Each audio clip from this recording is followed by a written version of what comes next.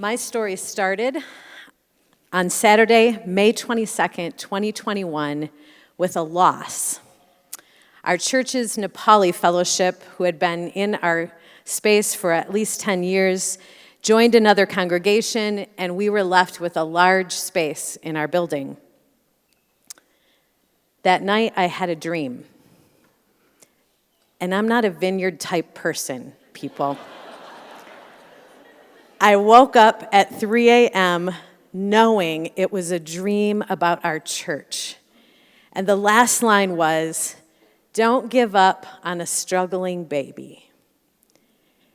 And because I knew it was from God, I started writing down all the details of the dream.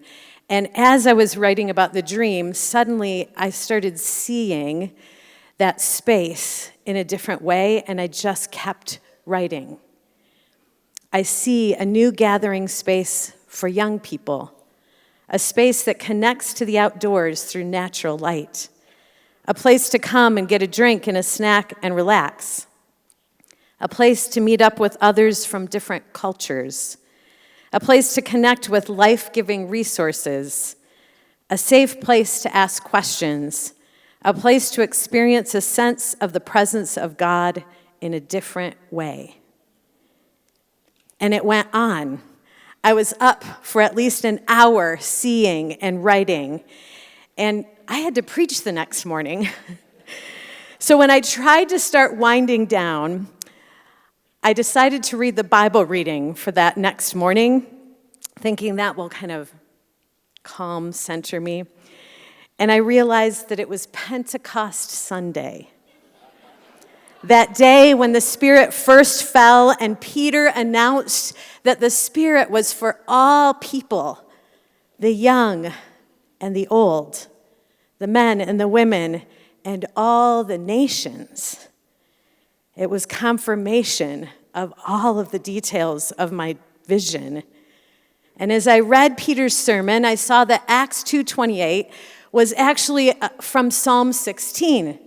So I decided to read a psalm because, the Psalms are the good ones when you really can't sleep at night. You go to the Psalms, right? And I turned and started reading through the Psalms, and every verse connected in some way to something at our church and the vision. I finally got to sleep, and over the next couple days, I cautiously told a few people what I thought that I had heard from God. And each one of them were supportive and excited in ways I did not expect. Like my really more calm, reserved husband was immediately excited. And other people who usually responded in one way responded with this, "Oh yeah, I think that's it." More confirmation. But I still had two questions that were nagging at me. So I posed them to the Lord. What about this? What about this? Thursday morning, June 17th, I had another dream. And it was similar themes as the first one, and the very last thing in the dream was a scripture reference. Now, I know you all think that pastors have the whole Bible memorized and all the references. Didn't recognize the reference. It was in Acts. So I woke up, I immediately looked up this thing, and bam, it was another Peter story. And in it was the answer to both of my questions.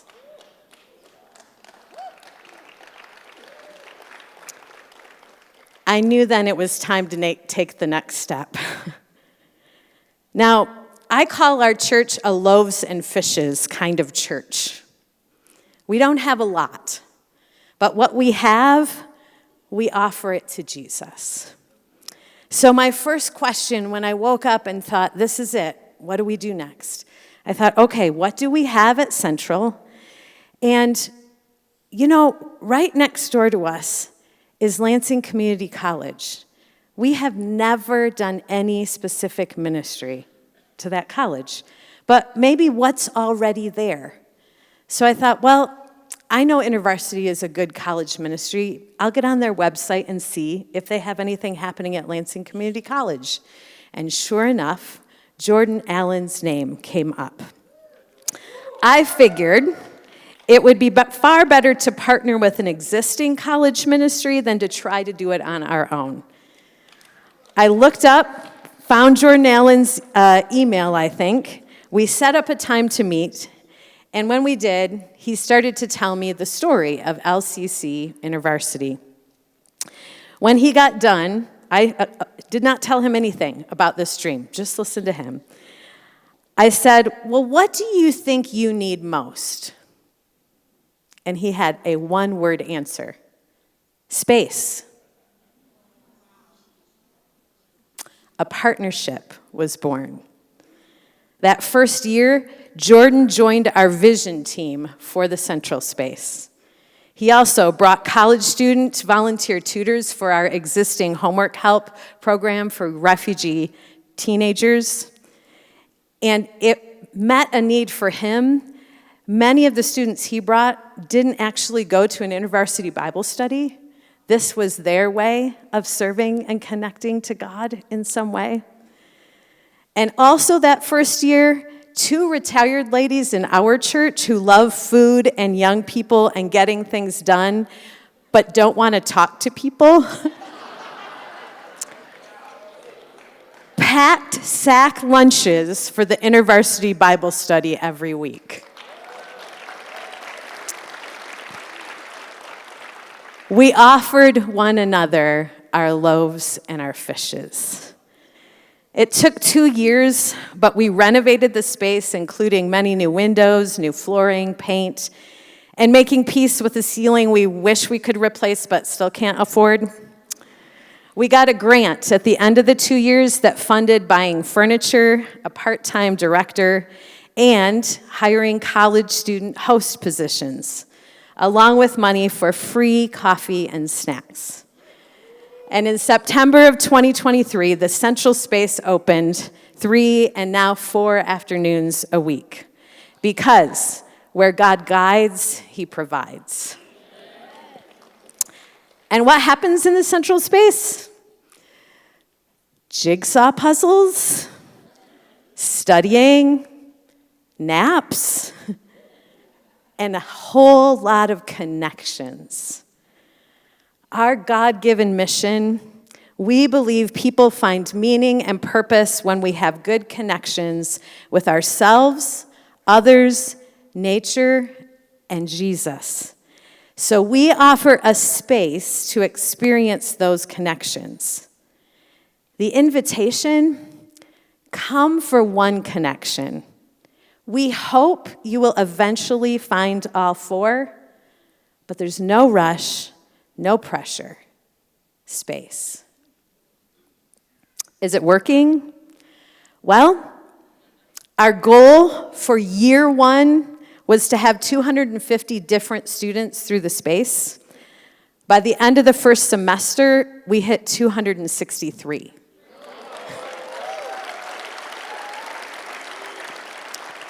After being open a year and a half, we have had about 475 different people in the space, representing at least 26 different countries. We consistently have new people, primarily because people invite their friends. I like to talk about ministry needing to be both deep and wide. And I just told you those wide goals that we've hit, but what about deep? For many of our international friends, the space has become their American family. So many of their parents do not speak English and have no idea how to navigate the complexities of the American college experience. Kristen, our Central Space director, has become a friend, a connector, and a FAFSA expert. And she never filled out her own FAFSA. I've become Mom Joanna, who checks in on whether homework is getting done and celebrating every past test with everyone. There's another volunteer, Nicole, has been the driver's ed practice friend. And she celebrates times 10 every little victory. She has so much energy. One of our other pastors, Eric, brings his puppy for stress relief and his answers for deep questions on theology, marriage, car repair, and even hunting. I don't get in on that conversation. Everyone brings their gift, their loaves, their fishes. Now let me share 3 of my favorite deeper stories. One of our first college student hosts met us through InterVarsity and came for connections with others. In her words, "I went into the job a little shy and looking for a community, and God did not disappoint. Not only have I grown into a very outgoing person, but I've also had the opportunity to meet so many new people, experience and understand different cultures, and all around make so many friendships."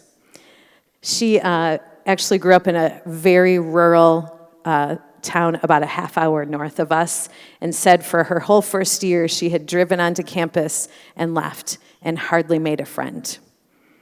"Each time I walk into the space, I'm greeted by literally everyone. There's always a smile on everyone's face, which makes me smile and so happy too. And no matter what, there's always someone to laugh with or get help from when needed." A second story, one of our African refugee male students was the catalyst for another one of our rural white female students coming to know Jesus. And no, they are not dating. She wanted to study. He invited her to the central space to study. She was looking for a personal connection and a connection to her purpose. She found Jesus and has learned a whole lot about the world as she has asked so many questions of our friends from Africa. And she left for another campus this fall, but kept connected with a combined Zoom and in-person Bible study we did.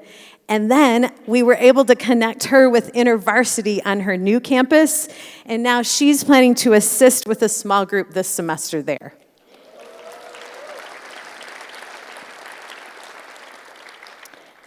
One of our Asian refugee young men came to our church with his girlfriend as we started a college homework help time 3 years ago, just after the vision, before we even had a space to do it. He barely spoke the entire first year. But when we opened the space officially, he applied to be a host. And I remember saying to Kristen, "He doesn't really talk." And he also acknowledged that he was not following Jesus. So we prayed, our original vision team talked it through, and we took a chance. He has been our best and longest tenured host, and his goal for 2025, I think it's time for me to connect with God.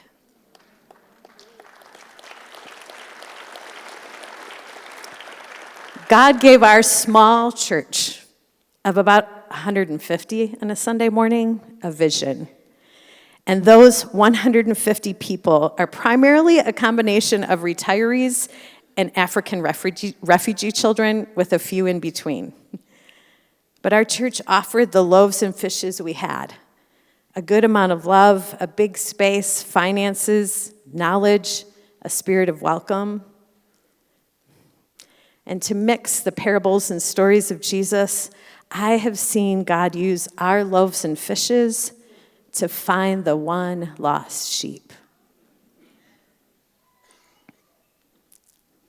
I grew up in the church. My dad was a pastor. I hold a dual role currently as a superintendent in our denomination and a lead pastor. And as someone who deeply loves all the people God created, one of the things I prayed a lot through and seen in this space, this no pressure space, we need to start hanging around with and listening to a whole lot of people who haven't grown up in the church, and even those who are leaving, not because they are right, but because they are lost. And the only way they'll be found is we might need to step back from some of our churchy languages and systems, push past our discomfort at connecting with those who are different than we are, and sit in spaces with those who are deeply desiring some kind of connection. They just might not know it's Jesus yet. If you can connect in one way, you may be the catalyst to finally connect them to Jesus. As I like to say, be tenacious. Don't stop until you reach your goal, but do it with a whole lot of grace and patience, not a lot of pressure. We have so many more connection stories still in process. Beautiful stories, really painful stories, hilarious stories, heart-wrenching ones, and sometimes just downright boring. Remember FAFSA? Ministry and people have all of those things, but every single story is worth it. Has it grown our Sunday morning church attendance? Maybe a little. Has it grown our faith, the kingdom of God, and our vision for God and people? A lot. So, if you're ever in Lansing, Michigan, come to the Yellow Door. We'd love to connect.